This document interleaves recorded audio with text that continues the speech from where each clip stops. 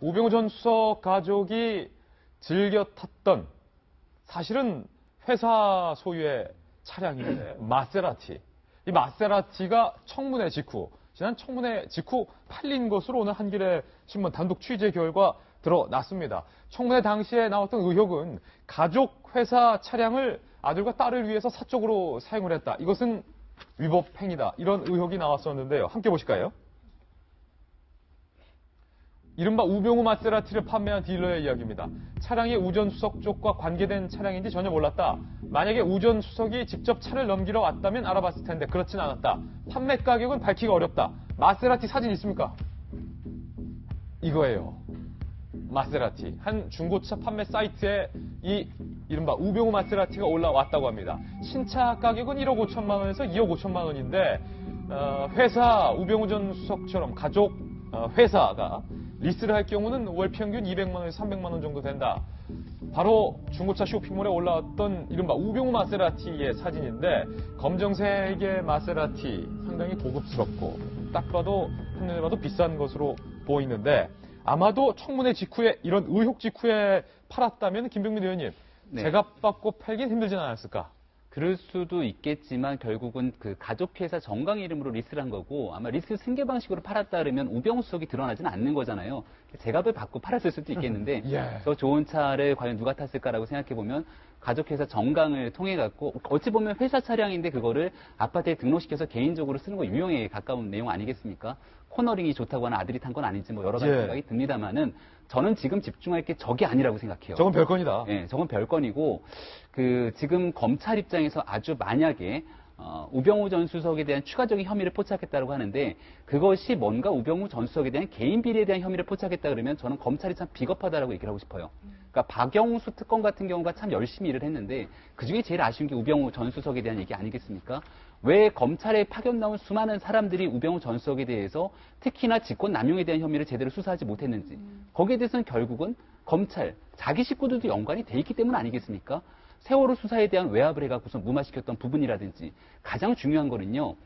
작년도 가을 이후로 최순실 국정농단에 대한 사건들이 밝혀지기 시작하고 10월 달부터 형사 8부에 아주 극히 미미한 수사가 배당되기 시작하는데 여기에 대해서 과연 민정수석실은 어떠한 조치를 취했는가에 대한 부분들을 면밀하게 캐야 되는 거거든요. 이게 직권남용에 대한 혐의를 입증하는 방법이고 근데 이런 방식으로 가다 보면 가장 불편하게도 검찰 내부에 연관된 사람들이 나올 수밖에 없을 겁니다. 이것들을 명명백백하게 밝히지 못한다라면 박근혜 전 대통령을 구속영장 청구했던 여러 가지 사건들에 비해서 결국 결과론적으로 검찰은 제 식구 감싸기를 했구나라는 비판을 면하지 못할 거거든요.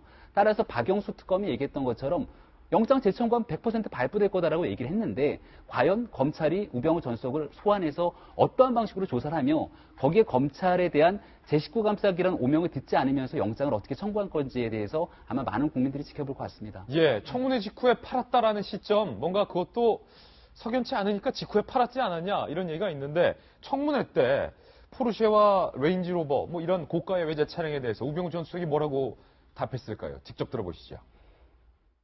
마세라티, 포르쉐, 렌지로버 이거 다 생소한 차들입니까? 포르쉐나 렌지로버는 저희 게 아니고 처제나 뭐 하여간 그쪽 겁니다. 아, 가족 소유다.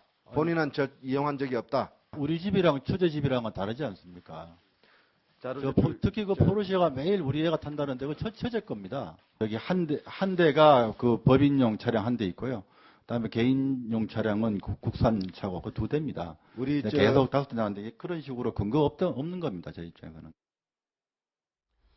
김광덕 전 부장님 이렇게 근거가 없다라고 일축을 하고서 바로 청문회 직후에 마세라티를 팔아 넘겼다는 거예요. 물론 김병민 의원이 지적한 대로 이거는 언제까지나 별건입니다.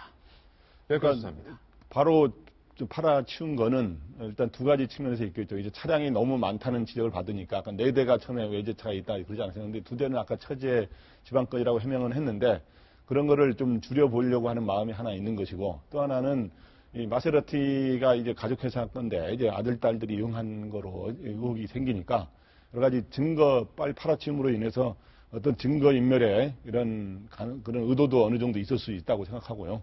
어떻든 우병우 수석은 이번에 이제 포토라인에 또 세 번째 서게 되는데 제가 보기에 설 때마다 달라진 기류를 실감할 겁니다. 예. 처음에 검찰에 갈 때만 해도 진짜 팔짱 끼고 잠바 입고 이제 그렇게 했었는데 두 번째 특검 갈 때만 해도 그래도 그때는 대통령 탄핵이 되기 전 상황 아닙니까?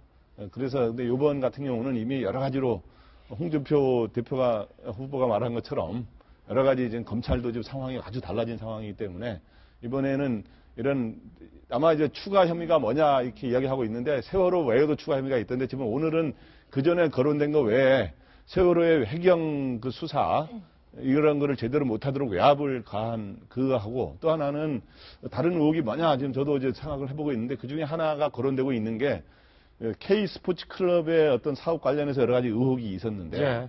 이게 이거 관련해서 대한체육회를 감찰하려는 계획을 작년 봄에 세웠었는데 이걸 중간에 접었다는 거예요. 근데 이것도 새로 이제 좀 조사하고 있는 내용이 하나 아닌가 이렇게 생각이 됩니다. 세월호 수사팀에 외압을 가했다라는 지금 증언들이 외압을 받았다라는 입장에서 계속 나오고 있지 않습니까? 그렇죠. 그러니까 예. 그 2014년 4월에 이제 세월호 참사가 일어났고 6월에 검찰이 현장에 가서 해경 그 서버를 뒤지려고 합니다. 압수수색 영장을 받아갔는데 왜 이 서버를 뒤지려고 했냐면 당시 청와대와 이쪽 그 커뮤니케이션 자료가 있기 때문에 그것을 이제 뒤지려고 했던 것이죠. 그런데 이제 그 당시에 우병우 전 민정수석이 당시 그 광주지검에 있던 부장 검사한테 직접 전화를 걸어서 대화했다라는 것은 우병우 전 수석이 청문회에 나와서 이미 스스로도 밝힌 내용입니다. 그런데 이제 상황을 좀 알아보려고 했다. 그냥 업무의 일환이었다 정도였고 자신은 당연히 외압을 뭐 한 적이 없다라고 했는데 당시 그 윤대준 부장 검사 그리고 변찬우 당시 그 광주지검장이요. 그 두 사람이 적극적으로 증언을 하고 있는 것 같아요. 민정수석실에서 어떤 식으로 압박이 왔는지. 그래서 본인들은 어쨌든 당시 그 김모 경장, 그 현장에 출동했던 정장 있지 않습니까? 일본 예. 현장 정장. 과실치사 혐의를 적용을 해서 구속영장을 청구하려고 했는데 위에서는 이건 아니다. 과실치사로 한다면은 국가기관이 그 도망간 그 예. 선장과 같은 격이 되기 때문에 이거는 국가로서 굉장히 위신이 상한 일이기 때문에 과실치사 하지 말고 뭐 공문서 위조 뭐 이러한 혐의만 넣어라 해서 굉장히 이제 줄다리기가 있었다는 것이고 결국은 당시 광주지검장인 변찬우 현재 지금 변호사가 그렇다면 내가 사표까지 쓰겠다 해서 결국은 과실치사를 적용해서 넣습니다. 예. 그런데 그 다음에 고검장 그 승진에서 떨어져요.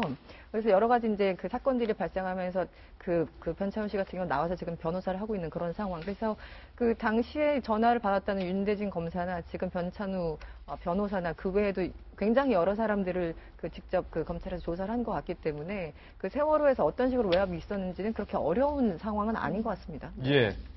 저는 그 세월호 외압도 중요하지만 아까 얘기한 대로 최순실의 국정농단을 알고도 모른 척 방조한 그 직무 유기에 대해서 좀 본격적인 조사가 이루어져야 된다고 생각을 하는데 사실은 그 이후에 추가적인 증언이 많이 나왔습니다. 이제 대표적인 것이 그 정은회 문건 파동 때 그거를 이제 그 문건 유출로 하는 과정에서 큰 역할을 했잖아요.